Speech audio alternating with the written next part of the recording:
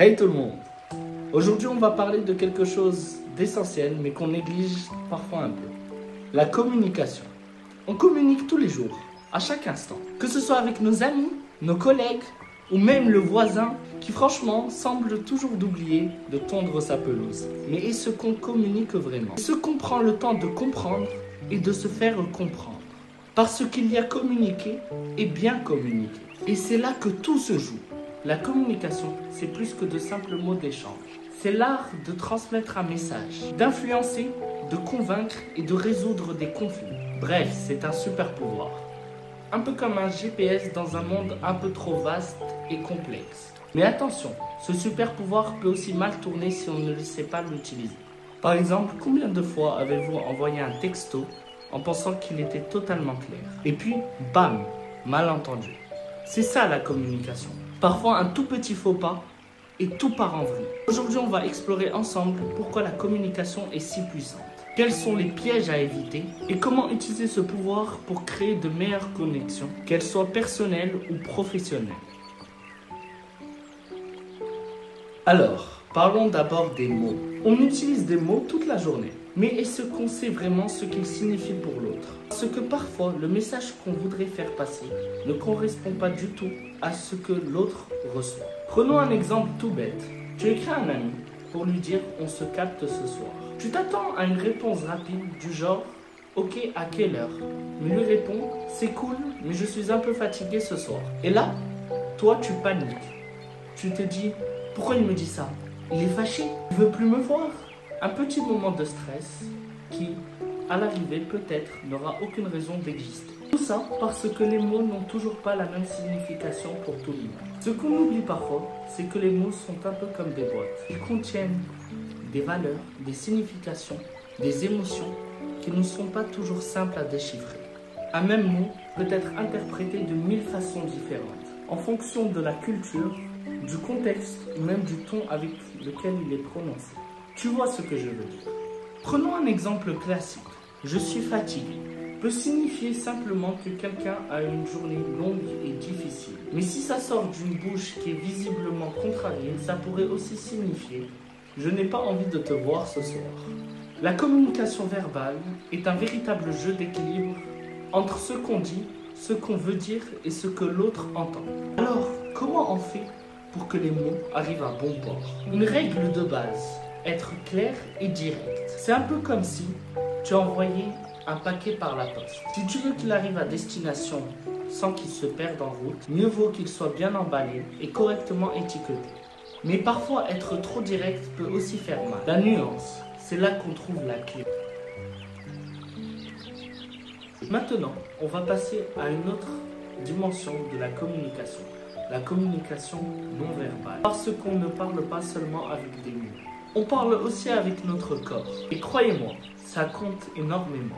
Les gestes, la posture, les mimiques, tout ça envoie un message.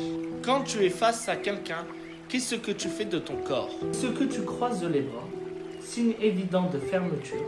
Ou est-ce que tu ouvres ta posture pour montrer que tu es réceptif et prêt à écouter? C'est fou comme nos gestes peuvent trahir nos véritables pensées.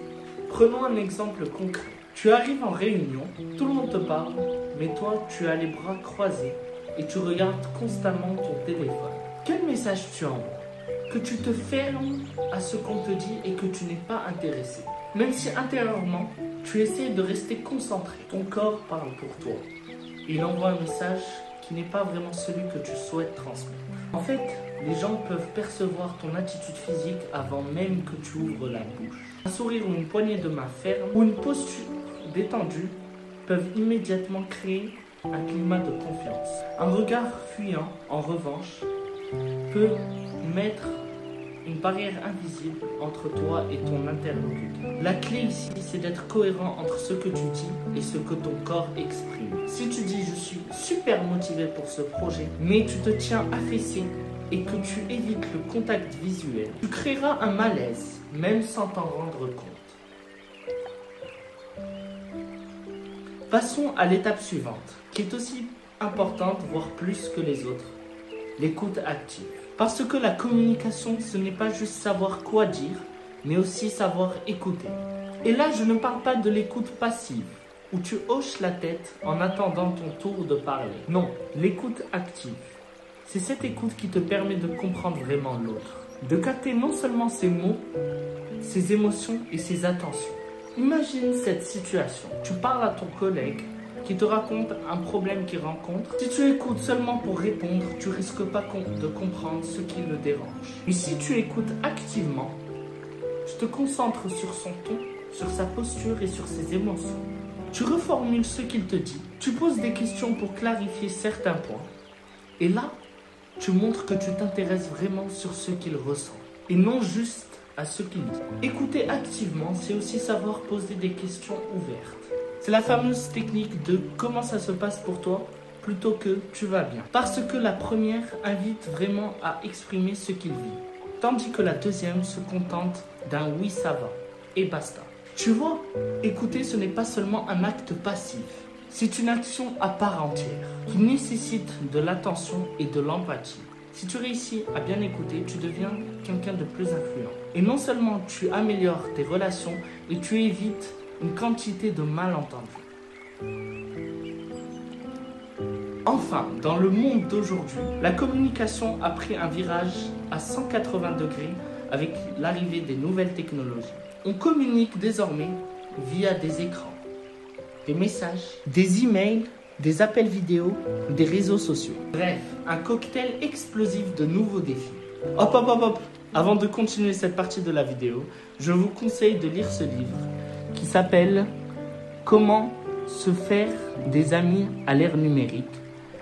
C'est un livre qui explique plus en détail cette partie de la vidéo. Je vous le conseille. Désolé de vous interrompre et bon visionnage. Le problème, quand tu parles à travers un écran, beaucoup de subtilités disparaissent. La communication non verbale devient moins évidente et les émotions sont réduites à des emojis. Tu as déjà reçu un message où tu ne savais pas si l'autre était en train de rigoler ou s'il était vraiment énervé. Un simple « ok » peut être une réponse neutre ou un véritable « je suis agacé, mais je ne veux pas trop l'avouer ». En plus, l'absence de ton et de gestuelle nous rend beaucoup plus vulnérables aux malentendus. Qui n'a jamais vu un tweet mal compris ou une phrase interprétée de manière complètement erronée sur Twitter? Cela dit, la technologie a aussi ses avantages. Les messages écrits permettent d'organiser nos pensées et les appels vidéo rapprochent les gens malgré les kilomètres. Mais il est important de se rappeler que derrière chaque message, il y a une personne avec des émotions et des intentions. Et parfois, rien ne vaut mieux qu'une conversation face à face. Au final, le pouvoir de la communication réside dans sa capacité à créer des ponts entre les individus. Que ce soit par les mots, les gestes, l'écoute ou même les écrans. La manière dont nous nous exprimons et dont nous écoutons les autres peut changer notre quotidien. En maîtrisant l'art de la communication, on devient capable de renforcer nos relations, d'influencer positivement notre environnement et, soyons honnêtes, de mieux comprendre le monde qui nous entoure. Sur ce, merci de m'avoir écouté. Ça m'a fait énormément plaisir de partager tout ça avec vous. Si la vidéo vous a plu, laissez un like, abonnez-vous. Et abonnez-vous à mon compte Instagram et à mon compte TikTok. Merci à tous. À la prochaine pour une prochaine vidéo.